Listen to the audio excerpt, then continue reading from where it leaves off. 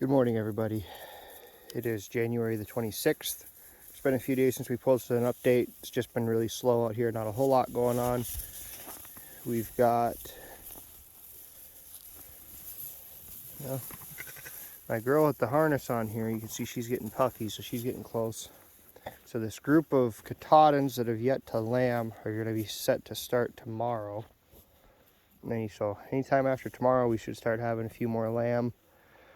And then we've still got our youngsters, all the yearlings, who could be anytime up until February 25th. We did have a couple problems since I shot the last video.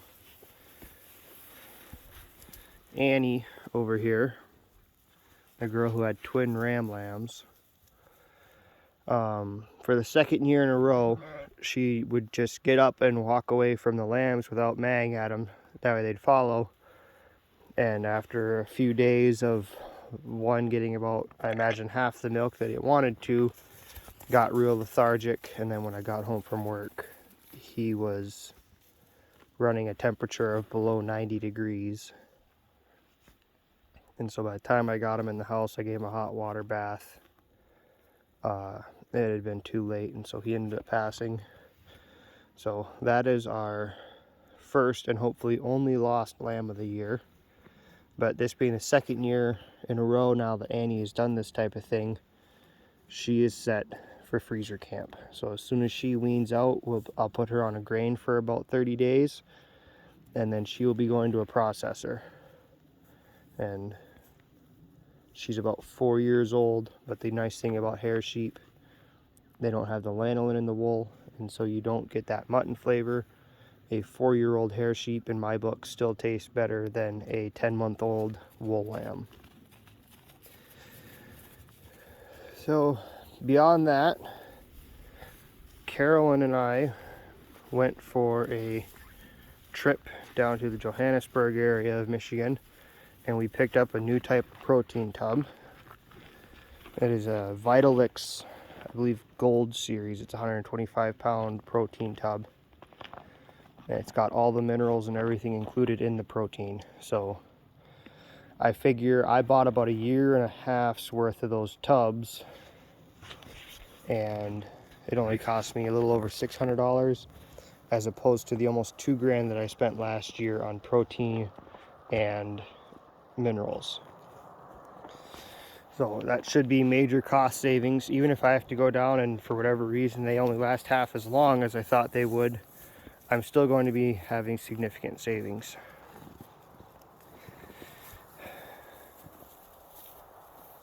Then last night I was out here because these sheep are getting picky about what silage they eat. And so this silage bale here is almost a week old, and they just weren't really eating on it much. I was able to get a pry bar and pry it out of the feeder last night.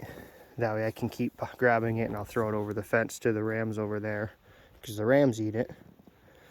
And then last night I went and I picked up 2 500-pound silage bales, different types. This one's primarily clover, and this one the guy called a clover and green oat. And so it's essentially he harvested his oats while they were still green, and he silage baled them, and they were mixed with clover.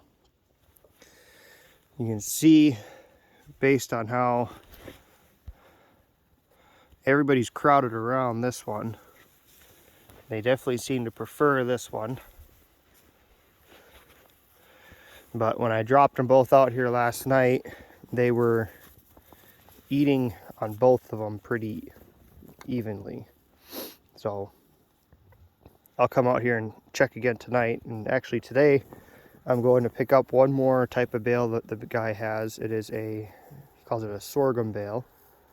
And I'll give that a test and see how they like that. And then whichever type that they eat better will be what I get for the rest of the year, because this one day they like a bale and the next day they don't is getting kind of old. And so if I have to buy 2 different types of a smaller bale, that's what I'm going to do. And then on another note of what's happened since the last update, I was able to catch this ewe lamb, and I pulled the spoon We're going to leave that harness on her the way it is, just in case if she prolapses again, I can snug that harness back down and help hold the prolapse in. But you can see she's milked up as soon as 5 gets out of the way anyway. You can see that she's got a decent sized milk bag growing on her now, so I will expect her to be first of this group of 3 that I got coming up.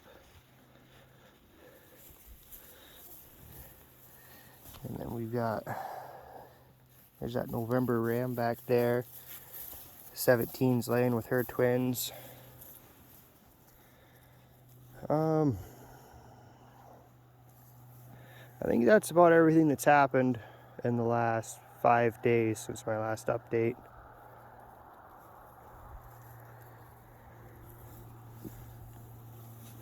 Still no sign of this brown or the black belly being pregnant really. She's not milking up at all. She's not got much of a belly on her. So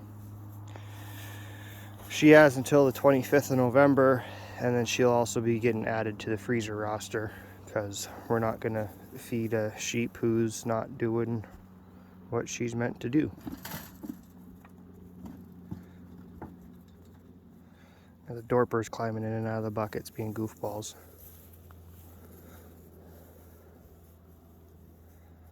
Other than that, that's all I really got for you.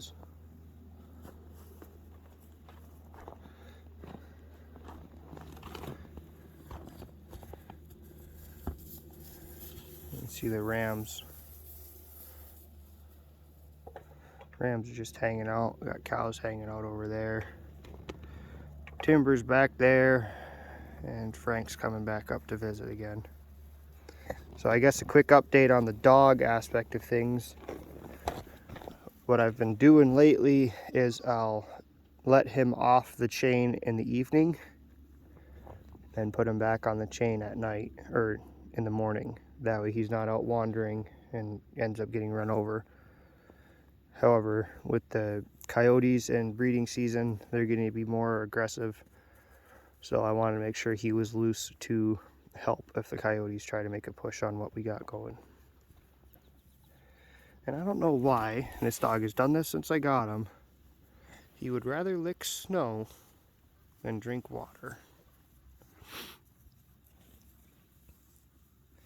But on that note, I guess we'll call it a day, everybody. Shalom.